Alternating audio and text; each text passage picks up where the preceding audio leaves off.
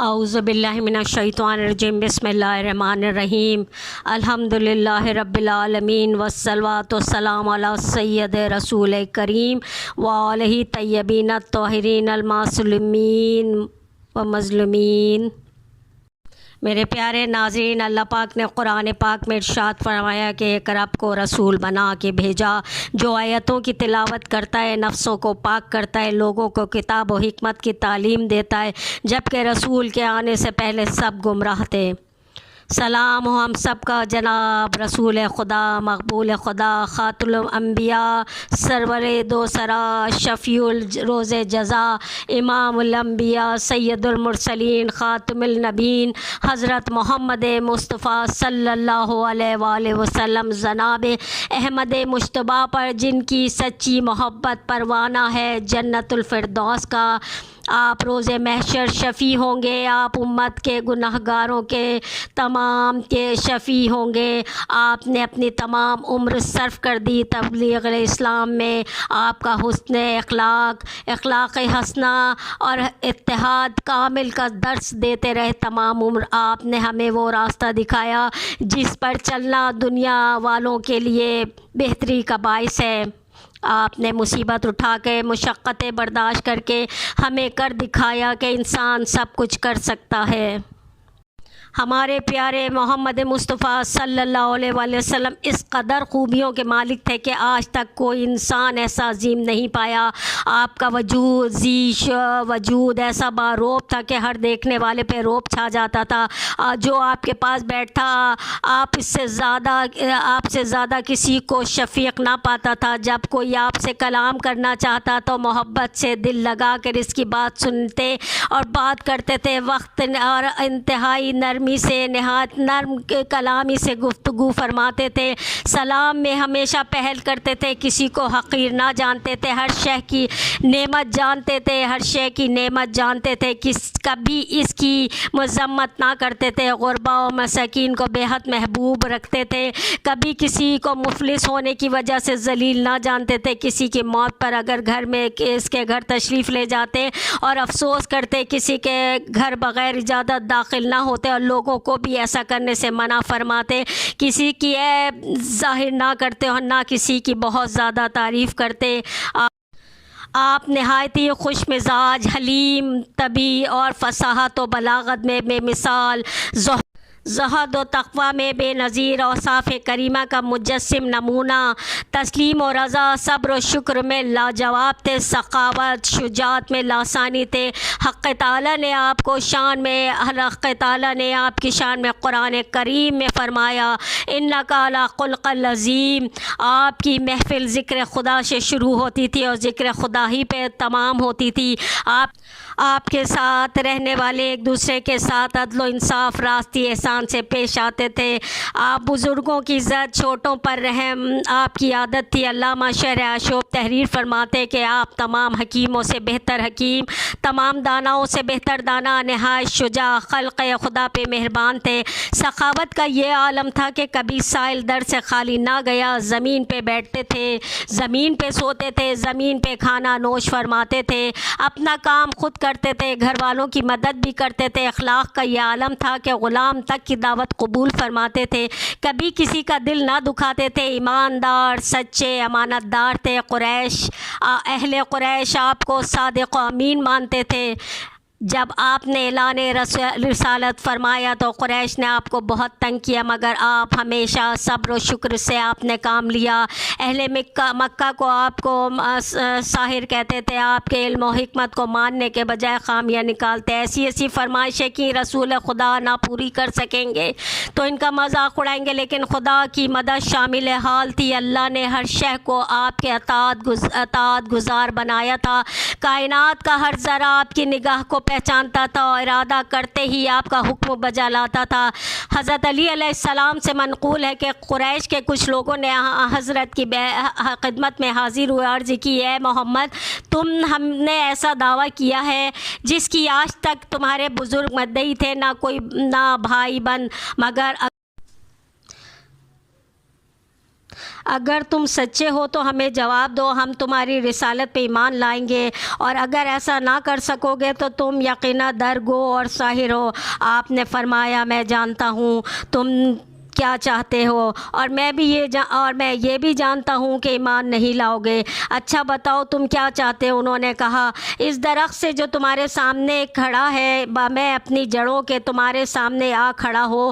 قریش کا سوال سن کر آپ درخت کی طرف متوجہ ہوئے اور فرمایا اے درخت، اگر تم اللہ اور قیامت پہ ایمان رکھتے ہو اور سمجھتے ہو کہ میں اللہ کا رسول ہوں تو جڑوں سمیت میرے پاس آ جاؤ۔ جناب امیر علیہ السلام فرماتے ہیں کہ آپ کے کلمات ختم نہ ہوئے کہ درخت سے ایسی آوازیں پیدا ہوں جیسے جانور اپنے پر پھڑپھڑاتا ہے۔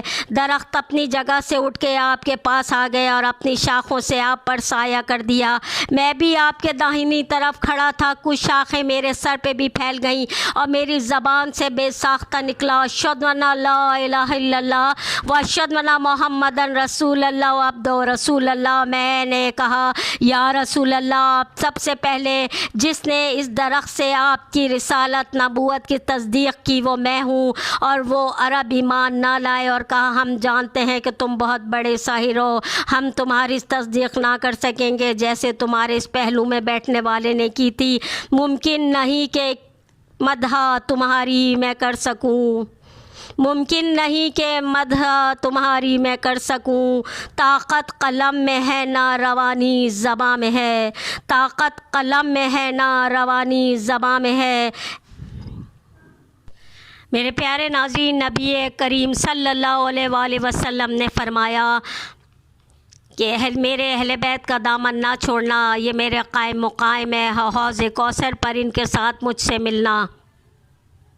پیارے ناظرین، 12 ربیع الاول اور 17 ربیع الاول عالم کے چاہنے والوں کے لیے مبارک ترین دن ہے جب نور چمکا، محمد مصطفیٰ کا کائنات عالم روشن ہو گئی۔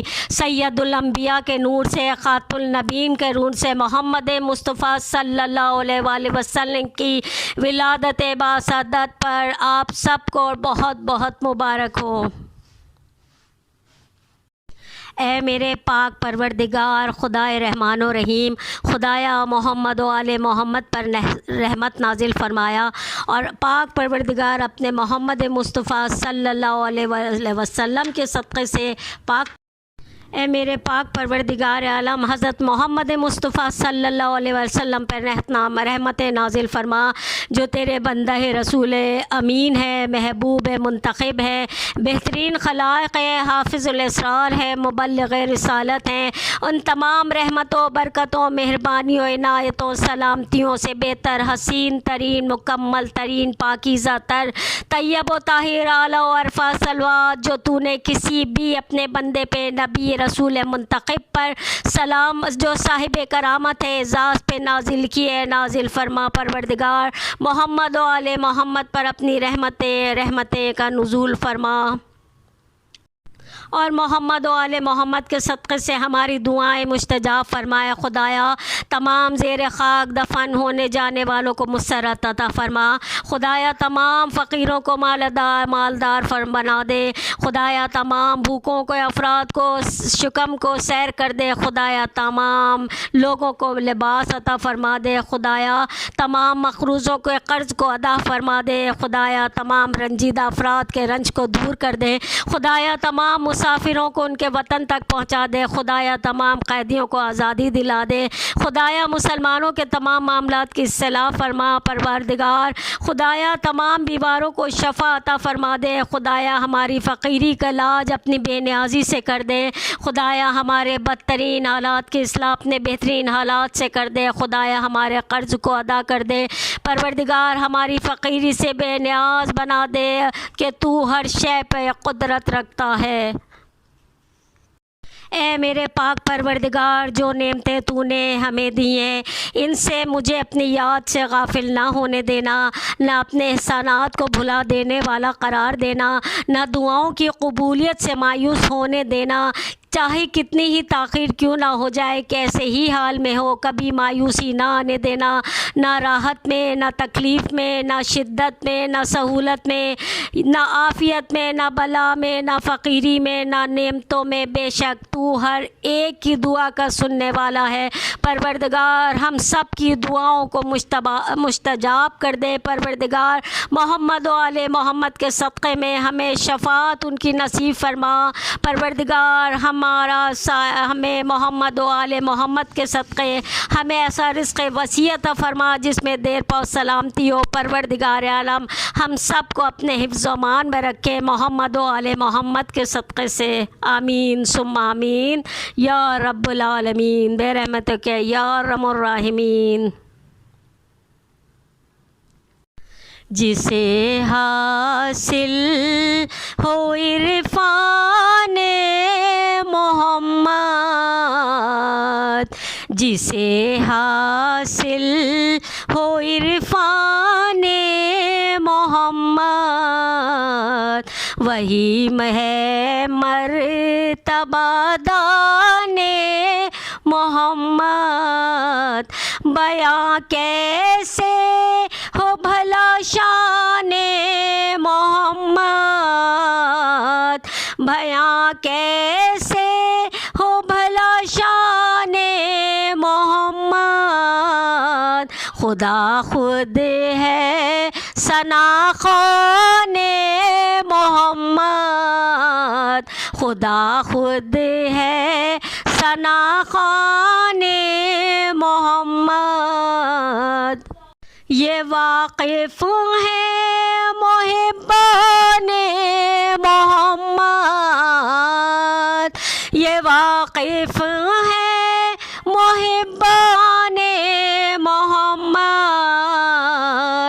کہ دین حق ہے فیضان محمد، کہ دین حق ہے فیضان محمد۔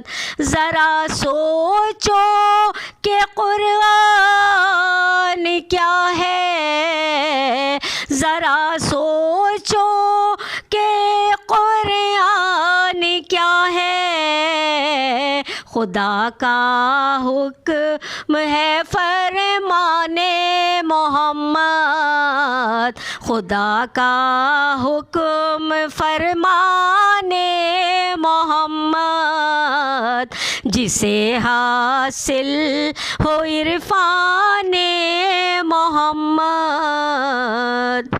نبی کا ذکر ذکر کبریا ہے،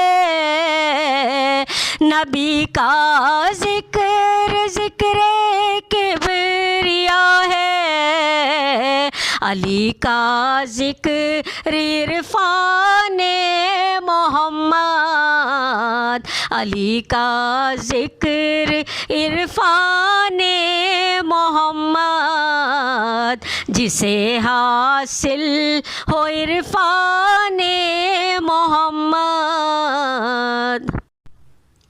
نبی کے قوت بازو علی ہے، حسین ابن علی جان محمد، حسن ابن علی جان محمد، جسے حاصل ہو عرفان محمد۔